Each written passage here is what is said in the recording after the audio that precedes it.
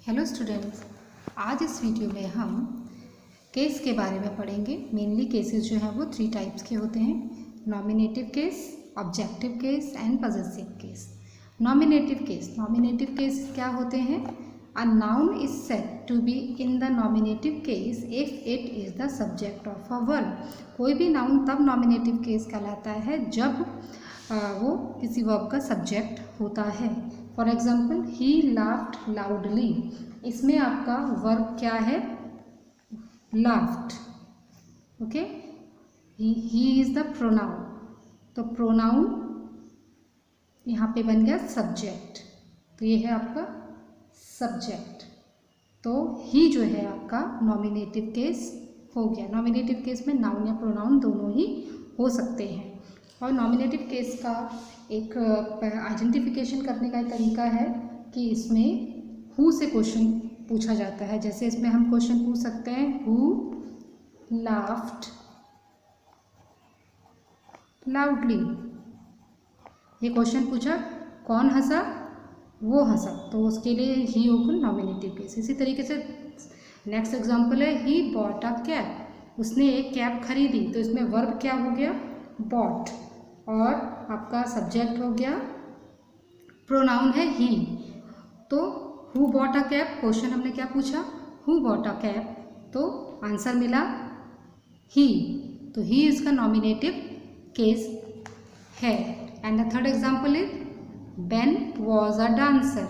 अब इसमें वॉज जो है वो हेल्पिंग वर्ब है। हेल्पिंग वर्ब का सब्जेक्ट क्या है? बेन। कौन डांस कर रहा है? Who was a dancer, dancer कौन था? बेन। तो बेन जो है वो नॉमिनेटिव केस हो गया। इसको हम नॉमिनेटिव केस एनसी भी लिख सकते हैं, नॉमिनेटिव केस। ओके, और एक बात और ध्यान में रखिए कि जो नॉमिनेटिव केस होते हैं वो वर्ब से पहले आते हैं। नॉमिनेटिव केस, ये वर्ब है, उससे पहले आते हैं, तो ये इनका आइडेंटिफिकेशन है। सेकेंड है आपका ऑब्जेक्टिव केस। ऑब्जेक्टिव केस क्या होते हैं? nouns or pronouns are said to be in objective case if they are the direct objects of verb or if they are the objects of preposition। यानी कि जब किसी noun और pronoun को किसी वर्ब या preposition के ऑब्जेक्ट के रूप में प्रयोग किया जाता है तो उसको हम ऑब्जेक्टिव केस कहते हैं। For example, I made some coffee for you.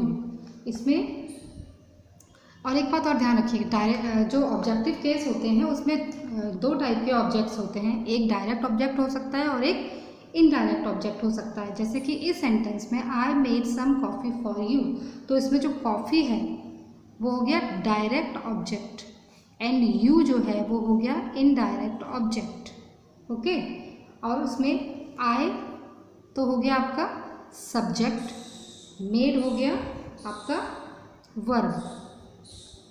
ठीक है, और ऑब्जेक्ट्स जो हैं वो वर्ब के बाद आते हैं। नॉमिनेटिव केस में जो होता है वर्ब से पहले आता है नॉमिनेटिव केस, और ऑब्जेक्टिव केस वर्ब के बाद आते हैं। तो ये वर्ब के बाद ही दोनों ऑब्जेक्ट्स हैं, कॉफ़ी और यू। कॉफ़ी जो है वो डायरेक्ट ऑब्जेक्ट है, यू जो है वो इनडायरेक्ट ऑब्जेक्ट होता है। डायरेक्ट ऑब्जेक्ट जो होता है वो मेनली थिंग होता है। डायरेक्ट ऑब्जेक्ट जो होता है हमेशा क्या होगा? थिंग होगी। और इनडायरेक्ट ऑब्जेक्ट जो होगा वो पर्सन होगा। ठीक है, तो डायरेक्ट ऑब्जेक्ट जो है वो किससे क्वेश्चन करने में मिलता है? व्हाट। अगर हम क्वेश्चन करें, what did I made, what did I make, मैंने क्या बनाया? क्या बनाया? कॉफ़ी बनाई। और किसके लिए बनाई? उस तुम्हारे लिए बनाई, तो यू हो गया। ठीक है, यानी कि व्हाट से अगर क्वेश्चन बना रहे हैं तो वो होगा डायरेक्ट ऑब्जेक्ट, और अगर हुज से कर रहे हैं तो वो इनडायरेक्ट ऑब्जेक्ट होगा। क्या बनाया? कॉफ़ी बनाई। किसके लिए बनाई? तुम्हारे लिए बनाई, तो डायरेक्ट ऑब्जेक्ट हो गया, इनडायरेक्ट ऑब्जेक्ट हो गया, और ये हो गए objective case. And the next example is he bought a book for his sister, यानी कि उसने अपनी सिस्टर के लिए बुक खरीदी। अब इसमें ही तो आपका सब्जेक्ट हो गया, बॉट हो गया वर्ब। अब इसमें आपके जो है ऑब्जेक्टिव केस आपको क्या क्या दिखाई दे रहे हैं? एक तो बुक है, ओके, और एक हो गया सिस्टर। ठीक है, उसने क्वेश्चन पूछा व्हाट, क्या खरीदा उसने, what did he buy, book, तो डायरेक्ट ऑब्जेक्ट हो गया। किसके लिए खरीदी, ये सिस्टर के लिए खरीदी, तो ये हो गया इनडायरेक्ट ऑब्जेक्ट।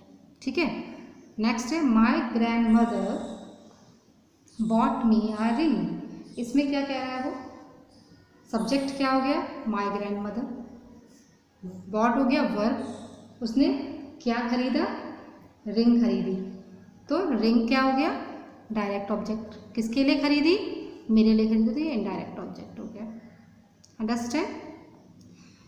तो जो डायरेक्ट ऑब्जेक्ट होता है वो रिसीवर ऑफ एक्शन होता है, यानी कि जिसके लिए काम किया जाता है, और इनडायरेक्ट जो होता है जिसके लिए किया गया है। तो समझ में आ गया आपको। And the third one is possessive case.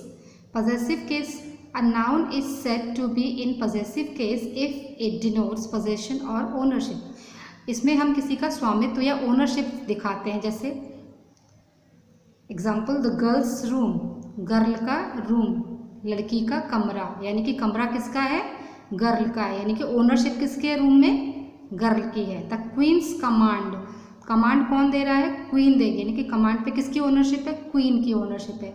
तो इसलिए यहाँ पे ये एपिस्ट्रॉफी से डिनोट किया जाता है। जो पॉजेसिव केस होते हैं उसका मेनली मतलब हिंदी में का, की, के होता है, और उसको हम डिनोट करते हैं ये एपिस्ट्रॉफी, इसको हम कहते हैं apostrophe sign. This is apostrophe sign. Okay, the possessive case is, इसके कुछ रूल्स हैं जो मैं पढ़ के बता रही हूँ आपको। The possessive case is form by adding S to the noun when the noun is singular. अगर नाउन सिंगुलर है, जैसे कि ये गर्ल सिंगुलर है, तो हम इसमें एपिस्ट्रॉफी लगा के एस लगा देंगे। जैसे क्वीन भी सिंगुलर है, जो भी सिंगुलर नाउन होगा तो उसमें आप यहाँ पे एपिस्ट्रॉफी लगा के एस लगा देंगे, तो वो पॉजेसिव केस बन जाएगा। इसका दूसरा रूल है, सेकेंड रूल है इसका, the possessive case is formed by adding only an apostrophe when the noun is plural and end in S. इसका मतलब है पॉजेसिव केस में अगर वो प्लूरल है, अगर वो प्लूरल नाउन है तो केवल हम एपिस्ट्रॉफी लगाते हैं। जैसे ये गर्ल्स, गर्ल्स क्या है, प्लूरल है, तो इसमें केवल हमने एपिस्ट्रॉफी लगा दिया है। इसमें एस, एक्स्ट्रा एस लगाने की ज़रूरत नहीं है क्योंकि ऑलरेडी यहाँ पे एस है। तो जो भी प्लूरल नाउन होगा उसमें केवल एपिस्ट्रॉफी लगेगा, और सिंगुलर नाउन में एपिस्ट्रॉफी के बाद एस लगेगा। तो ये दोनों में डिफरेंस है। ठीक है, सिंगुलर नाउन में एपिस्ट्रॉफी के बाद एस लगेगा, प्लूरल नाउन में केवल एपिस्ट्रॉफी लगेगी। जैसे गर्ल्स कॉलेज, लायंस डेन, ये इस तरीके से। तो ये आपको रूल्स याद। हाँ, नेक्स्ट है आपका the possessive sign is formed by adding S when the noun is plural but does not end in S. इसमें अभी मैंने आपको बताया था जो प्लूरल नाउन होते हैं उसमें केवल एपिस्ट्रॉफी लगाते हैं, लेकिन कुछ नाउन ऐसे भी होते हैं जो केवल वर्बल चेंज होने से जब हो जाते हैं, जैसे विमेन, ये प्लूरल है। ओके, ये प्लूरल है क्योंकि इसका सिंगुलर क्या होता है, ये सिंगुलर है, इसमें ए है, यहाँ पे ई है, इट मीन्स ये प्लूरल नाउन है। तो जब प्लूरल नाउन होता है उसकी ओनरशिप दिखानी है तब आप एपिस्ट्रॉफी एस लगा के दिखाएंगे। ये नाउन क्या है, प्लूरल है। ठीक है, तो प्लूरल अगर नाउन होता है तो हम एपिस्ट्रॉफी लगा के एस लगाते हैं। तो ये कुछ रूल्स हैं जो आपको याद रखने। इसी तरीके से चिल्ड्रन, चिल्ड्रन ऑलरेडी प्लूरल है, इसमें आप एपिस्ट्रॉफी लगाएंगे, इसके बाद एस लगाएंगे। ठीक है, तो ये वो प्लूरल है जिसमें एस नहीं है, ये प्लूरल है लेकिन इसके एंड में एस नहीं है, इसलिए हमने एपिस्ट्रॉफी लगा के यहाँ पे एस लगा दिया। इसके बाद है नेक्स्ट रूल है आपका, if two or more nouns tell about separate position then the possessive sign will be applied on each of the nouns. इसका मतलब ये है कि अगर किसी सेंटेंस में एक से ज़्यादा नाउन होते हैं और उनका जो ओनरशिप है वो अलग अलग होती है, जैसे एग्जाम्पल मीताज एंड मीराज शॉप्स। इसका मतलब यह है कि इसमें नाउन कितने हो गए, दो हो गए, मीता हो गई नाउन और मीरा हो गई, और उनकी एक शॉप है। इट मीन्स जो ये शॉप है, ओनरशिप है, दोनों की अलग अलग है, इसलिए हम दोनों नाउन्स पे एपिस्ट्रॉफी एस लगाएंगे। ओके, जब एक से ज़्यादा नाउन हो और उनका ओनरशिप भी अलग अलग हो तो हम दोनों नाउन्स पे लगाते हैं। लेकिन अगर एक से ज़्यादा नाउन है लेकिन उनकी ओनरशिप केवल एक ही ऑब्जेक्ट के अंदर है तो हम केवल लास्ट वाले नाउन पे एपिस्ट्रॉफी लगाएंगे। जैसे कि ये है भरत एंड यामिनीज शॉप। अब इसमें क्या है, इसमें भी 2 नाउन है, भरत भी है और यामिनी भी है, लेकिन उनकी शॉप क्या है, कॉमन है। इसमें कॉमन होता है ऑब्जेक्ट और इसमें कॉमन नहीं होता है, इसमें कॉमन नहीं है। इसमें शॉप्स हैं लेकिन अलग अलग हैं, इसमें शॉप है लेकिन एक ही शॉप है, इसलिए जो लास्ट वाला नाउन है उसमें एपस्ट्रॉफी एस लगाएंगे। तो ये आपको ध्यान रखना है। अगर ओनरशिप अलग अलग है तो दोनों नाउन्स में एपस्ट्रॉफी लगेगा, अगर ओनरशिप सेम है तो लास्ट वाले नाउन के आप लास्ट में एपस्ट्रॉफी एस लगाएंगे, ठीक है। और एक रूल और याद है, या इसमें याद रखते हैं, जब हम पॉजेसिव केस बनाते हैं तो लिविंग थिंग्स और नॉन लिविंग थिंग्स दोनों में होता है। लिविंग थिंग्स में हम जो है वो नाउन और उसमें हम केवल एपस्ट्रॉफी एस लगाते हैं और पोजेशन बना देते हैं, जैसे राम्स पेन, लिविंग है राम, एपस्ट्रॉफी एस लगा दिया, सिंगुलर भी और पेन हो गया। नॉन लिविंग थिंग्स में मेनली हम ऑफ लगा के बनाते हैं, जैसे हमने यहाँ लिखा चेयर्स लेग, चेयर का पैर, तो ये रॉन्ग है।